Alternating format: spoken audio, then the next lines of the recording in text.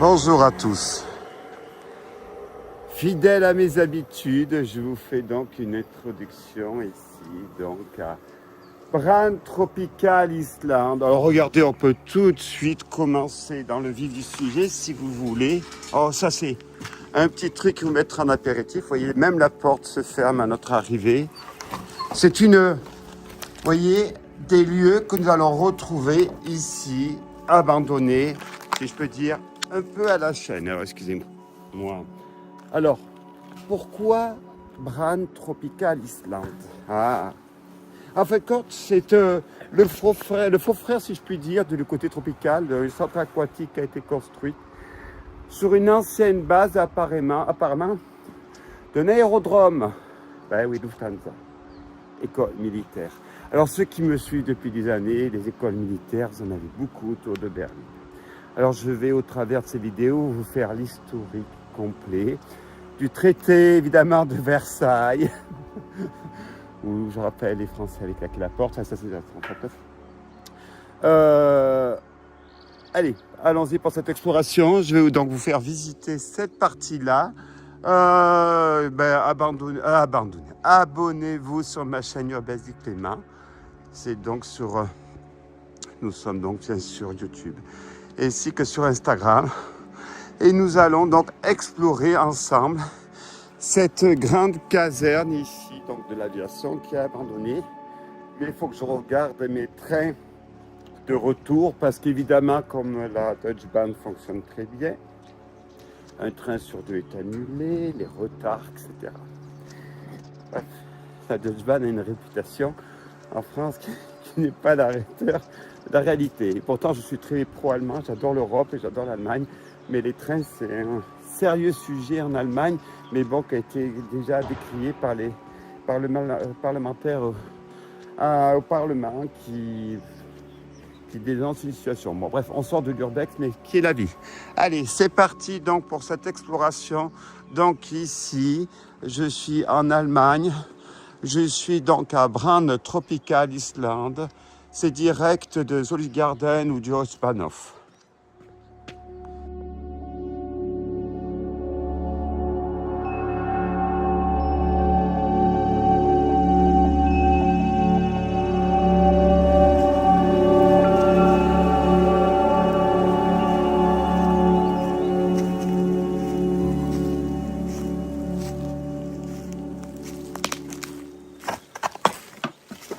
Bonjour à tous. Alors, je me retrouve dans la partie atelier de cette caserne, donc ici en Allemagne. Je rappelle que c'est une ancienne base aérienne construite en 1930 et qui a été récupérée à la fin de la guerre par les nazis en 1945. Alors c'est une base, ce n'est pas une caserne. Vous retrouverez ici donc toutes les structures. Une grande partie a été construite par l'Union république socialiste et soviétique après-guerre. Vous avez également dans l'histoire, il faut se rappeler, c'est qu'à la chute du communisme en 1990, alors j'ai un peu de mal à me concentrer parce que je ne le filme pas, mais il y a tout un tas de petites choses qui se passent autour qui sont un peu surprenantes. Pourtant, on n'est pas dans un truc militaire. Je ne sais pas trop quoi. Là, il y a les jeunes qui s'amusent à se faire peur entre eux, j'ai l'impression. Enfin, passons. Donc, du coup, en 1990, à la chute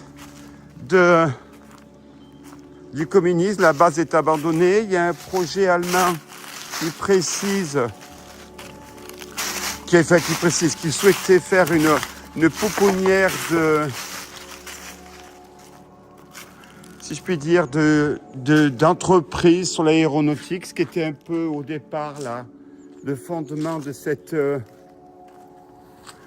caserne. Ensuite, en 2000, suite à la non-aboutissement ou la fin de ce projet, un autre projet est apparu qui a ouvert en 2005, c'est le centre aquatique tropical qui est à côté, qui est vraiment sur la piste même. Sachant qu'il fonctionne en cours, qu'il aurait même la plus grande structure portante gonflable au monde.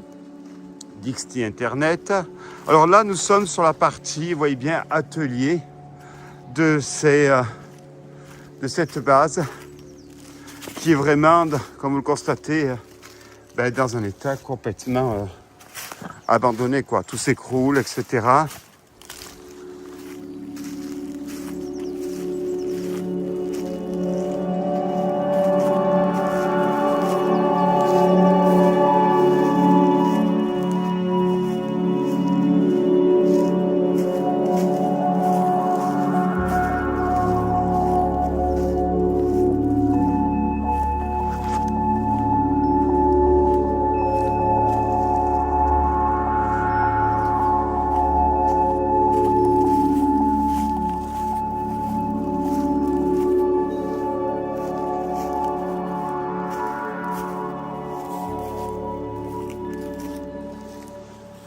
Voilà, donc la partie, si je puis dire, atelier. On va continuer à visiter.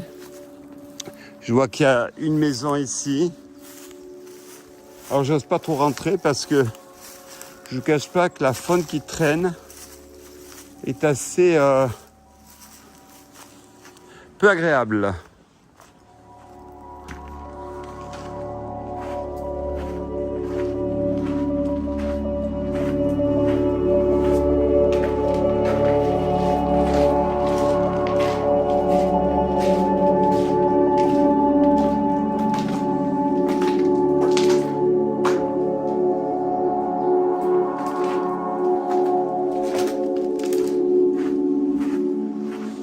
Voilà, on va arrêter cette